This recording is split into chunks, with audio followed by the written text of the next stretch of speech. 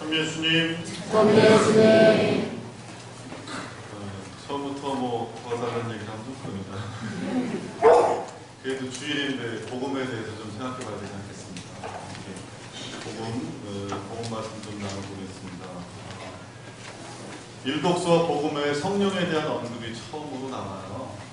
그런데 오늘 복음에서는 예수님께서 성령을 뭐라고 말씀하시냐면 보호자, 다른 보호자를 보내주시겠다라고 말씀하십니다. 예전에는 이 구절을 보호자라고 말하지 않고요. 이전 번역에는 원어로 썼어요. 그래서 아마 세례 받으신 지 오래되신 분은 많이 들으셨을 겁니다. 뭔지 아시죠? 들으셨을 텐데 제가 한마디만 하면 아실 텐데 파라클리토라는 말을 썼어요. 파라클리토 성령이라고 번역해 놨습니다. 신학생 때는요, 파라클리토라는 말을 우리나라 말도 아닌데 왜 이런 말을 그대로 써놓았을까 의아했어요. 나중에 보니까 이 성경을 번역하는 사람들이 이 원어를 포기하기가 쉽지 않았던 거예요. 원어가 가지는 의미나 이런 것들을 있기 때문에 그런 것들이 포기하기가 쉽지 않았던 모양입니다. 성령을 명백하게 파라클리토라고 부르는 본문들은 거의 모두가 법정의 분위기를 보여줍니다. 그래서 요한복음 15장과 16장에는 이런 대목이 나오는데요. 내가 아버지에게서 너희에게로 보낼 보호자, 곧 아버지에게서 오시는 진리의 영이 오시면 그분께서 나를 증언하실 것이다. 이 증언이란 말도 법정입니다. 순교자라는 말의 어원이 원래는 증인이에요. 증인. 이 증인도 법정입니다. 자기 목숨으로 복음이 옳다는 걸 증거하는 거예요. 그래서 원래 순교자는 증거자라고 했거든요. 그것도 법적인 용어입니다. 그리고 보호자께서 오시면 죄와 의로움과 심판에 관한 세상의 그릇된 생각을 밝히실 것이다. 심판도 법정입니다. 예전에 자주 들으셨을 이 파라클리토 성령이라는 말은 원래는 그래서 재판정에서 쓰이는 용어였다고 해요. 옛날 이스라엘 법정에서는 이런 일이 있었는데요. 피고인에게 죄의 선고가 내려질 때 권위 있는 어떤 사람이 말없이 피고인 곁에 서 있는 관습이 있었습니다. 그 마을에서 연세도 지긋하시고 또 사람들에게 평판도 좋고 존경받는 사람이 피고인 옆에 서 있는 거예요. 아무 말 없이. 그 재판관이 부담이 되겠죠? 부담이 되지 않을 수 없겠죠? 권위 있는 사람이 곁에 함께 서 있는 그 무언의 증언만으로도 법정은 흔들렸고 결국 피고인에게 유리한 판결이 내려지는 경우가 많았다고 합니다.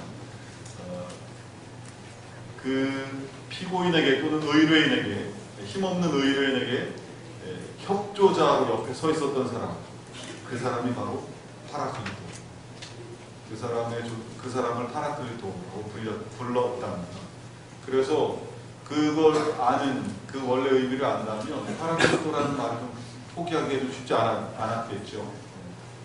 협조자란 단순히 도움을 주는 사람만이 아니라 예수님께서 말씀하셨던 이 협조자 보호자는 내버려두면 죽을 것이 뻔한 사람을 살려내고 구해내는 그런 협조자인 것입니다. 예수님께서는 우리에게 다른 보호자를 보내시겠다라고 오늘 복음에서 말씀하셨는데요. 그것은 예수님 자신이 이미 우리의 보호자이고 협조자이시기 때문입니다. 그래서 내가 아버지께 청해서 다른 보호자를 보낼 것이다 라고 이렇게 말씀하시는 것이요. 고통에 지쳐서 쓰러져가는 사람들, 그리고 영적으로 고갈되어서 영적인 생명력이 고갈되어서 하루하루 생기 없이 살아가는 사람들, 희망이라고는 눈 씻고 찾아봐도 찾을 길이 없어서 절망에 무너지는 사람들, 그런 사람들을 일으켜주고 힘과 용기를 북돋아주고 새 희망의 생명력을 불어넣어주는 사람, 이 사람이 바로 사람이 아니죠. 이분이 바로 하나님의 협조자 파라클리토 성령이죠. 신부가 되는 것보다 신부로 사는 것이 얼마나 더 어려운지를 뼈저리게 느끼는 중견 신부가 되었습니다. 김순옥 신부님이나 저나 이제 예전에 저희 수원교구에 선배 신부님 한 분이 계신데요. 이제 은퇴를 하셨어요. 벌써 근데 이 신부님 어머니께서 노심초사 한시도 마음을 놓지 못하셨다는 거예요. 왜냐하면 혹시나 아들 신부가 어떻게 잘못되지는 않을까. 매일 아들 신부를 위해서 기도하고 그러셨다는 거죠. 그러다가 아들 신부의 그때는 환갑잔치도 했어요. 이 신부님이 계셨을 때는 아들 신부 환갑잔치에 오셔서 하시는 말씀이 이제야 좀 마음이 듭니다. 그러시더라고요. 그 어머니는 아마 그 신부님의 협조자이자 보호자. 결혼 시즌이죠. 결혼하신 많은 분들이 아시겠지만 결혼을 하는 것보다 결혼 생활을 훌륭하게 지속하고 사랑을 성숙시켜 나가는 것이 훨씬 더 어렵다는 것을 아신 겁니다. 신부 생활이든 결혼 생활이든 마찬가지겠죠. 신앙 생활도 마찬가지입니다. 신앙 생활을 시작하는 것보다 신앙 생활을 계속하면서 신앙이 성숙해 나가고 성장해 나가는 것이 더 쉽지 않은 일이죠. 그래서 아마 많은 분들이 세례받자마자 응답하는지도 모르겠습니다. 어쨌든 하지만 하느님께서는 신앙생활을 시작한 우리를 그냥 내버려 두지 않으십니다. 우리에게 협조자, 성령을 보내주시고 때로는 신앙 때문에 불이익을 당한다고 느껴질 때고 협조자 성령께서 우리와 함께 계십니다. 파라클리토의 어원은 그런 사람을 증인 옆에 그 피고인 옆에 서 있는 사람을 파라클리토라고 불렀지만 그 어원은 뭐냐면요, 곁에 있어주는 사람입니다. 그래서 하나님의 영께서 언제나 우리 곁에, 예수님처럼 언제나 우리 곁에 함께 계시는 거죠. 우리는 보호자 파라클리토 성령으로부터 생명을 얻고 힘을 얻고 있지만 우리도 역시 하나님께로부터 파견된 보호자의 협조자로서 생명을 주는 사람이 되어야 되겠죠. 자연스럽게 신앙이 성숙하면 그렇게 될 것입니다. 우리는 하나님께로부터 파견된 사람들의 보호자, 협조자, 파라클리토가 되어야 하는 것입니다. 이제 저희 왕복 성당도 협조자가 필요하다는 말씀을 드립니다. 수원교구 신자 중에 성당 3번 짓지 않은 사람 없을 겁니다. 여기저기 신축금을 내고 그러는 사람 없지 않겠죠. 여기저기서 많이 도움을 청하러 왔다고 들었습니다. 이미 김성호 신부님 여기 오고 난 이후에 여러 도움의 손길을 안타까운 마음에 받아주고 또 감사할 일이죠. 그리고 또 여러 차례 그런 일이 있음에도 불구하고 너그러운 마음으로 도와주시는 계량동 신자분들이 너그러운 마음으로 감사해야 됩니다. 왕복 성당은요, 우선 어디에 있냐면 아까 말씀드린 고천이라는 지역이 있습니다. 안양에서 수원으로 넘어가는 바로 그죠. 수원 그 지지대국에 넘어가기 바로 전이 거기가 바로 고천 지역 왕복동입니다. 과천 봉담 고속도로를 타고 가시다 보면 중간에 요금소가 한번 나오거든요. 아시죠? 의왕 요금소입니다. 여기 바로 우리 집 뒤입니다. 거기가 왕복동이에요. 의왕 요금소 있는 데. 그런데 그 근처에 1995년에 아파트 단지가 형성되었습니다. 그때는 다 호계동 관할이었어요. 1995년에 아파트에 입주해 온 사람들이 저희 성당 신자의 5분의 4 정도입니다. 그러니까 대부분이 거기 그때 오신 분들이죠. 오자마자 근데 신축금을 냈어요. 오자마자 호계동 성당에 새롭게 성전을 짓는다고 신축 공사를 하고 있었으니까 바로 오자마자 호계동 성당에 신축금을 내고 98년 3년 후에 호계동 성당이 지어집니다. 그리고 호계동 성당이 다 지어진 다음에 봉헌식까지 한 다음에 1년 반인가 2년 후에요, 성당 분가를 준비합니다.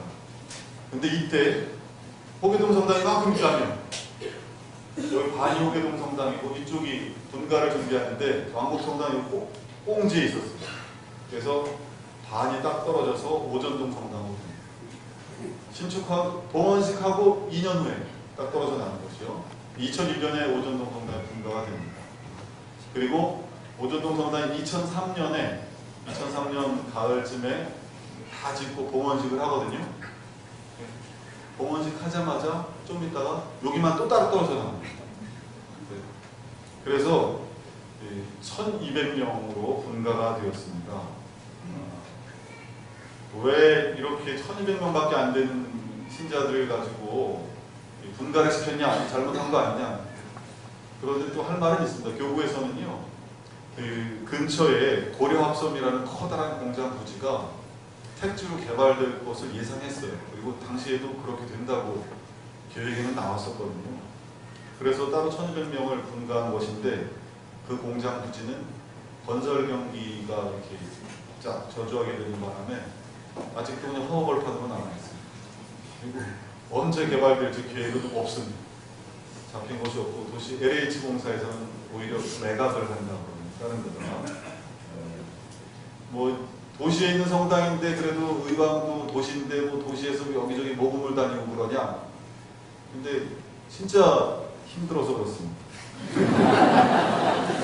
그래서 1200명인데 미사에 나오는 수는 한 400명. 토요 어린 미사, 특전 미사, 주일 9시, 11시, 주일 저녁 미사까지 다 합해서 여기 세 좌석에 있는 세 의자에 앉아 있는 분들과 신자분들이 다입니다. 이분들이 얼마 공사를 해야 되냐면요, 35억 되는 공사를 지금 진행하고 있습니다. 그래서 저희 본당 신자분들이 모은 돈이 그래도 18억 가까이. 4년 동안 제가 쥐어짠 거죠. 저는 근데 온 지 얼마 안 됐습니다. 신자가 적은 게 좋은 건 있어요. 우선 신자분들이 대부분 다 알아요. 서로 대부분 다 알아서 뭐 평화인사 때나 아주 뭐 평화인사뿐 아니라 미사 전에도 다 아십니다. 서로. 또 한 가지 좋은 거는 봉헌성가, 성체성가를 한 곡 이상 안 해요. 한 곡 이상 할 수가 없어요. 다 끝나요. 1, 2절만 부르면 다 끝나요. 봉헌도 다 끝나고 영성체도 다 끝나요. 뭐 부활 대축일, 뭐 성야미사나 아니면 뭐 그때나 조금 한 2곡 할까? 다른 때는 한 곡도 한 다음만 하면 다 끝나요. 신자분들 중에 이런 분들이 계세요. 아니, 근데 우리 무슨 죄냐? 가는 곳마다 신축을 하고 봉헌하자마자 또 나가라 그러고 나갔더니 또 나가라 그러고 이렇게 된 거예요. 이거 우리 무슨 죄냐고 그래요, 저한테. 그래서 나는 무슨 죄냐? 나도 죄를 안 졌는데. 그럼 생각해보니까 죄를 진 게 좀 있긴 한데. 계속 신축금을 내온 분들이라 제가 사실은 이렇게 아직 2년이 안 됐습니다만 가서 뭐 좀 신축금을 내라 라고 말씀드리기가 좀 어려웠어요. 왜냐하면 계속 내신 분들이고 교무금 이외에 이미 신축금으로 400만원, 500만원, 1000만원 이상을 다들 내셨어요. 한 가구당. 근데 이분들이 앞으로도 이만큼을 내셔도 그래도 봉사비는 부족합니다. 그래도 봉사비는 부족해요. 그래서 어떻게 부담을 주겠습니까? 그런데 부담은 또 좋습니다. 왜냐하면 안 되니까. 해도 안 돼요. 그래서 올해부터 어떤 얘기를 했냐면요. 죄송합니다. 이전에 신축금은 싹 없는 것으로 가지고 새로 한 번만 내주십시오. 새로 한 번만 더 내주십시오. 그래도 어려우니까. 하지만 우리가 한 만큼 다 한 다음에야 그 다음에 다른 본당에 가서 뭐 좀 도와달라 그러고 그럴 수 있는 거 아니겠느냐 이렇게 말씀드렸습니다. 제가 이런 말씀을 이렇게 발표를 했거든요. 이 기적이 일어났어요. 정말 대단한 기적입니다. 아무도 제 의견에 반대를 안 하더라고요. 제 앞에서 못하겠습니다라는 말을 아무도 안 하더라고요. 일단 그러면 신축금은 앞으로 내실 신축금은 1년 중에 한 달 수입분을 신축금으로 내줬으면 좋겠다 라고 했더니 신자분들이 뭐 상황이 그런 걸 뻔히 아시니까 하겠다라고 하고 있습니다. 신축금 얼마 내라는 건 본인만이 아시는 거예요. 본인의 가슴에 쓰십시오. 신축금을. 그렇게 지금 지내고 있습니다. 그리고 6월 말에 이제 성당이 점점 올라가면 올라갈수록 감회가 새로워지는 것과 더불어 걱정이, 왜냐하면 공사비를 지불할 때가 왔구나 이런 걱정이 되는 거죠. 신축금이